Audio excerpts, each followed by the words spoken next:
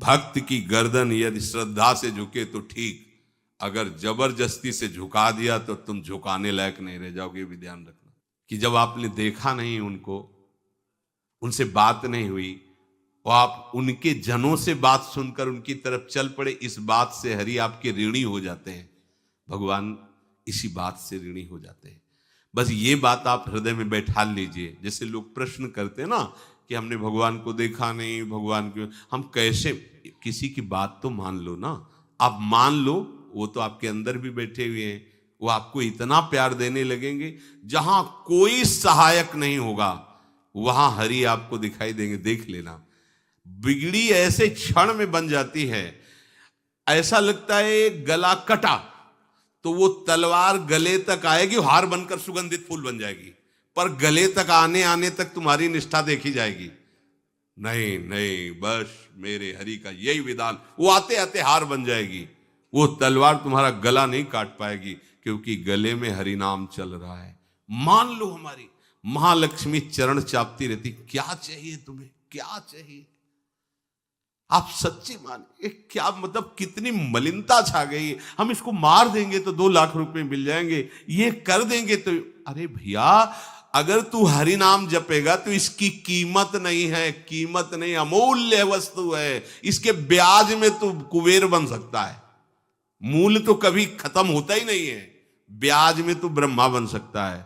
बनना तो चाहे, भक्तजन तो कहते हैं नहीं चाहिए मुझे ब्रह्मा का पद, परमेष्ठी पद, नहीं चाहिए सम्राट पद, नहीं चाहिए योग की सिद्धियां, मुझे प्रभु आपकी दास्ता चाहिए। ये बात कितना महासुख होगा उस भक्त को जो इन बातों को कह रहा है, नहीं चाहिए मुझे मोक्ष सुख नहीं चाहिए। वो ऐसे थोड़ी कह रहा है, श्रद्धा से नहीं कह रहा, अनुभूति से कह रहा है, मुझे नहीं चाहिए ये सब, इनमें वो सुख नहीं है जो आपके चरणों के समीप रहने में सुख है। नहीं सत्संग भजन नहीं हरि को, श्रवण न राम कथा अनुरागी, सुत बित दार भवन ममता निसि सोवत अति न कबहु मति जागी। अरे तेरी बुद्धि सो रही है, जगा दे। पुत्र में, रुपया में, स्त्री में, मकान में, इसमें सबकी ममता होती है, सबकी, जितने सृष्टि में पैदा हुए हैं। केवल सत्संगी की नहीं होती। जो असली सत्संगी है उसकी ममता प्रभु के चरणों में होती है, क्योंकि वो जानता है सब रूपों में प्रभु ही है, ये सब पसारा प्रभु का ही है, इसलिए ममता उसकी प्रभु के चरण। एक अहमता ममता ये जग में है दुख जाई, ये जब श्री जी की ओर लगे तो होत परम। जाग जा, बिना जागे दुख दूर नहीं हो सकता। जैसे स्वप्न में हम देख रहे हैं कि समुद्र में डूब रहे हैं, अब जागृत में आसपास सैकड़ों नाव लगा दें तो बच जाएगा क्या वो, क्योंकि वो तो सो रहा है और वो स्वप्न में देख रहा है। अब हम नाना प्रकार के तैराकों को बाहर तैनात रखें तो उसको कोई सुख मिलेगा क्या, क्योंकि स्वप्न में। उसको अगर सुखी करना है तो एक ही उपाय, जगा दे। जगा दो तो ना समुद्र रह गया ना डूबना रह गया। ऐसे ही संसार में मोह से ऐसे ग्रसित जीव हैं, भाई इतना ही सुख चार है, और उसी स्वप्न में वो दुख से निवृत्त होना चाहते हैं। अब हम बाहर से उनकी कामनाओं की पूर्ति करने वाली बात करें तो क्या वो सुखी हो जाएंगे क्या? इसीलिए कोई साधु जो भगवत मार्ग का पथिक है वो कभी सपोर्ट नहीं करेगा जाओ ऐसा, वो जाओ ऐसा ही है जैसे उस स्वप्न में समुद्र में डूब रहा है, बाहर से हम जल जहाज नाव तैराक सब लगा रहे हैं, लेकिन वो नहीं सुखी होगा, क्योंकि उसके सुख का कारण तब बनेगा जब स्वप्न हटे।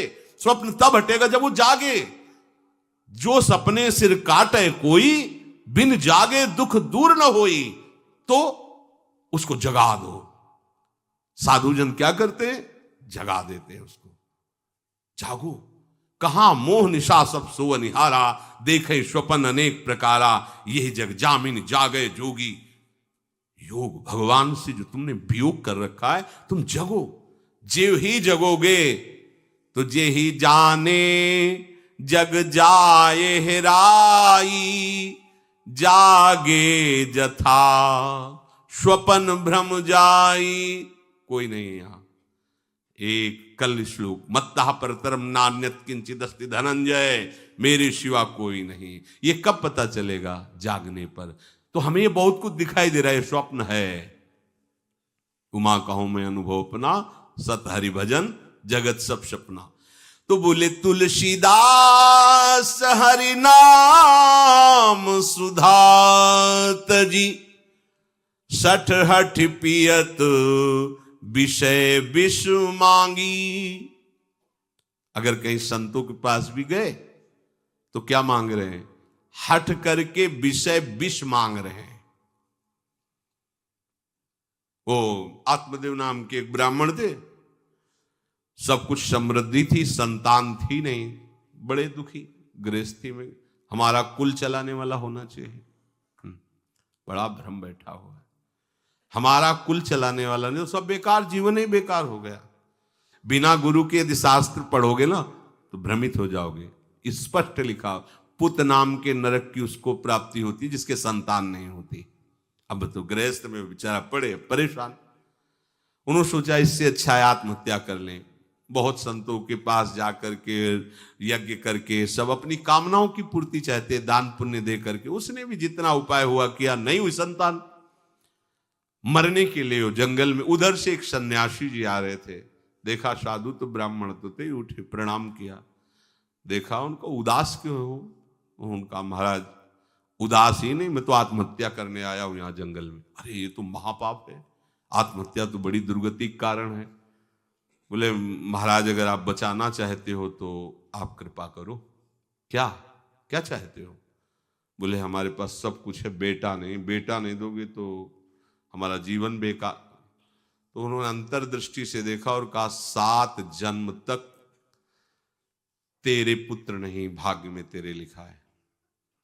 तो उसने कहा फिर तो अभी मरते, आत्महत्या करते, हम 7 जन्म की बात, हम 7 दिन नहीं जिएंगे, हमें पुत्र चाहिए।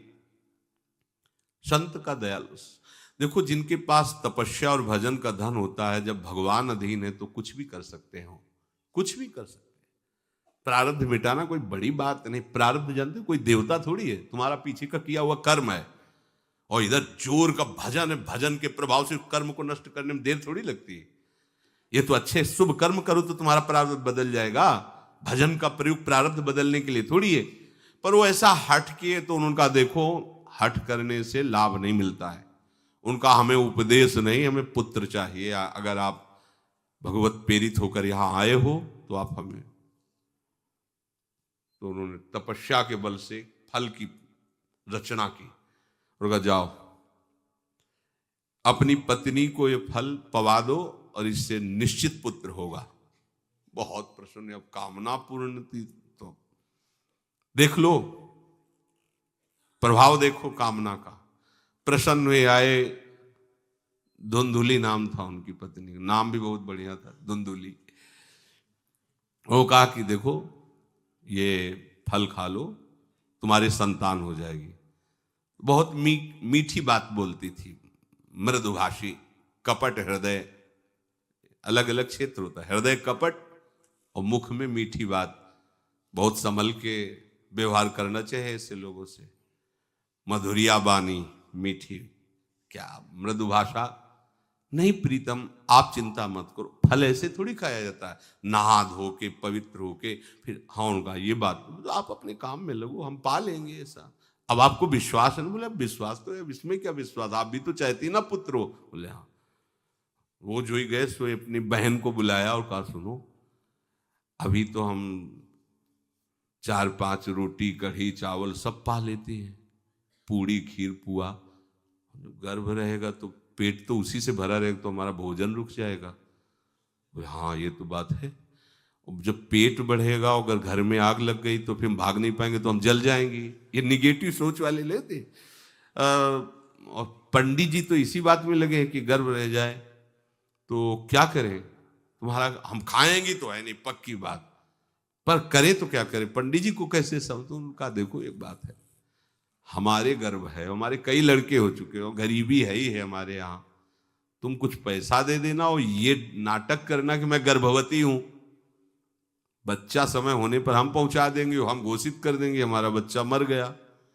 तो पंडित जी को तुम नाटक में बताते रहना कि गर्भ है, बच्चा हो जाए, पंडित जी कह देना बच्चा हो गया है, तो बोले दूध पिलाने की समस्या आएगी, तो बोले ये तुम कह देना कि पहला पहला बच्चा है, हमारे वक्षा स्थल में दूध नहीं, हमारी बहन का था तो मर गया बच्चा, तो उनको बुला लेती तो बात बन जाएगी, बढ़िया बात हो गई। परीक्षा के लिए फल गाय को खवा दो, गाय को खवाया, ठीक समय पर गोकर्ण जी प्रकट हुए, दिव्य तेजोमय बालक, कान केवल वो गाय के, बड़े ही विद्वान और भगवत भक्त संत के द्वारा कहा था 7 जन्म तुम्हारे भाग्य में, बच्चा नहीं तो नहीं है, देखा गाय के हो गोकर्ण जी प्रकट हुए। उधर उनके जो बच्चा पैदा हुआ वैसे ही नाटक के द्वारा पहुंचा दिया गया, वैसे ही पूरा जैसा पहले पक्का हुआ। अब उसने कहा कि हमारे तो स्तनों में दूध नहीं, हम अपनी बहन को बुला लें, उनका बच्चा मर गया। हाँ हाँ, हमारा बच्चा स्वस्थ होना, आप बुला लो, उसको हम धन भी देंगे, वो हमारे बच्चे की सेवा कर। अपने नाम से जोड़ करके उसका नाम रखा धुंधकारी, धुंधुली और धुंधकारी, अज्ञान का साक्षात स्वरूप। और जैसे ही वो अवस्था बढ़ती गई तो उसके पापाचरण बढ़ना शुरू हुई। बच्चों के साथ खेलता, खेलते हुए बच्चों को उठा लेता और कुएं में डाल देता, मतलब घोर अत्याचार। गोकर्ण जी हर समय भजन साधन शास्त्र स्वाध्याय। जब और बड़ा हुआ तो माता जी को अपने डंडों से रोज पूजन करता, पिताजी को गाली लात थप्पड़। पिताजी तो रो पड़े, गोकर्ण जी से कहा कि बेटा हमारी गाय से प्रकट हुए पर भरोसा आप ही का है, बचा सकते हो। तो बोले पिताजी जाओ यहां से, भाग जाओ यहां से, एकांत जंगल में जाकर भगवान श्री हरि का भजन करो। उन्होंने 2 श्लोकों में उपदेश किया। दूसरा श्लोक ये, धर्मम भजस्व सततम त्यज लोक धर्मान, सेवन सदा साधु पुरुषं जहि काम तृष्णाम, अन्यस्य गुण दोष चिंतन मास मुक्त्वा, सेवा कथा रसम हो नितराम पिबत्वम। हे पिताजी, अब तुम लोक धर्म का त्याग करके भागवत धर्म को स्वीकार करो, एकांत में जाकर साधु महापुरुषों के संग से उनके उपदिष्ट उपदेश के अनुसार आचरण करो, प्रभु की लीला कथा सुनो, ना कोई कामना ना कोई तृष्णा, किसी के गुण दोष का वर्णन मत करना, और सदैव भगवत सेवा भावना में रहना, इसी जन्म में तुम्हें भगवत प्राप्त। वो तो उधर गए, इतनी पिटाई की उसने माँ की कि माँ कुएं में गिरकर आत्महत्या कर ली। फिर तो मनमानी आचरण, कुछ वैश्याओं को रखा और चोरी करके लाया। वैश्याओं ने सोचा किसी दिन पकड़ा जाएगा ये और हम, तो उसके हाथ पैर बांध दिए चारपाई में, ला के मुख में अंगार डाल, वो मरा भयानक प्रेत। कामना ने क्या किया, सर्वनाश। किसी को हरि विमुख होकर कभी सुख मिल सकता है? आप संतों के पास जाइए, अपनी कामना रखिए। हम ये नहीं कहते कि कामना तुम त्याग पाओगे, कामना रखिए, भगवान के पास जाइए, अपनी कामना रखिए, क्योंकि आप कामना से युक्त हैं। पर छूट इतनी दे दीजिए कि जिसमें हमारा मंगल हो वो करना। जैसे नारद जी भगवान से अपनी कामना रखते हैं कि हमारा ब्याह करवा दीजिए, और बाद में एक छूट दे देते हैं कि जेहि विधि होए नाथ हित मोरा। तो हरि को अच्छा लगेगा, गुरुजनों को अच्छा लगेगा कि इस कामना से इसका कोई जीवन बाधित नहीं होगा, वो पूर्ण भी कर देंगे। और अगर लगा कि इसका पतन हो जाएगा तो आप रोते रोते भी कामना की पूर्ति नहीं करेंगे। उत्तम बात तो ये है कि कामना हरि की प्राप्ति की करो, वो सर्व सुख स्वरूप है। किसी का अन्य आश्रय अन्य बल ना लेते हुए अपने श्यामा श्याम के चरणों का आश्रय लेकर निरंतर भजन करो, तो ये अनुभव हो जाएगा कि सुख किसे कहते हैं। अभी तुम्हें परिचय ही नहीं मिला, सुख किसे कहते हैं। सुख सच्चिदानंद है, सुख एक रस है, सुख अविनाशी है। वो सुख सदैव बढ़ता रहता है, घटता कभी नहीं। एक रस होते हुए भी प्रतिक्षण वर्धमानम है, कभी कभी अंत नहीं होता इस सुख का। ऐसे अनंत सुख के लिए हमें मनुष्य जन्म मिला है। प्यारे, इसे मत खोइए, हर समय राधा राधा राधा राधा राधा, और किसी को दुख मत दीजिए। कोई गंदा नशा मत कीजिए, कोई गंदे आचरण मत कीजिए, गंदा भोजन मत कीजिए जिससे अन्य जीवों को कष्ट हो। ऐसा कोई भोजन स्वीकार मत करो। इसी जन्म में आप देख लेना, इसी जन्म में आपको वो वस्तु मिल जाएगी, निहाल हो जाओ। हम किसी पक्षपात की बात नहीं करते। अगर इस छाती को बचपन से अभी तक ऐसा, तो हम कह देते कि भाई आगे कुछ भी हो, कोई भी हमारी गलती हो, हम ये मान सकते हैं, पर हमें ये पता चला कि बचपन से आज तक जलता ही रहा, कभी शांति नहीं मिली, भागता ही रहा पर कभी विश्राम नहीं मिला। पर हम ये आपको कह रहे हैं कि जैसा प्यार प्रभु वैसा अन्यत्र कहीं कभी कहीं नहीं मिला। और प्रभु के प्यार का मूर्तिमान स्वरूप हमारी प्यारी जू निहाल कर दिया प्रभु ने, प्यारी जू के चरणों का आश्रय और उनका परिचय देकर। पूछो बस, यहां वाणी मौन हो जाती है, प्यारी जू तो प्यारी जू। और हम ही नहीं, आप सब महाभाग्यशाली है। वृंदावन आए, राधा किशोरी जू के घर में आए और उनकी चर्चा सुन रहे, उनके सिद्धांत सुन रहे, कहीं ना कहीं आपके अंदर उनकी तरफ बढ़ने की इच्छा भी है। ये बहुत बड़ी बात है। बस इस इच्छा को, इस आशा को इतना बढ़ा लो कि कोई इच्छा न रह जाए, कोई आशा न रह जाए। हर समय निरंतर नाम जप करते रहो। तुलसीदास हरिनाम सुधा तज, भगवान नाम तज कर विष मांगते हो।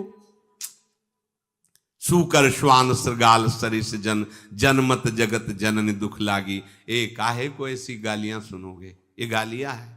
ये सुअर कुत्ता की तरह जीवन व्यतीत करते हो। धिक्कार तुम्हारी मां को जो तुम्हारे जैसा पुत्र जन्मा।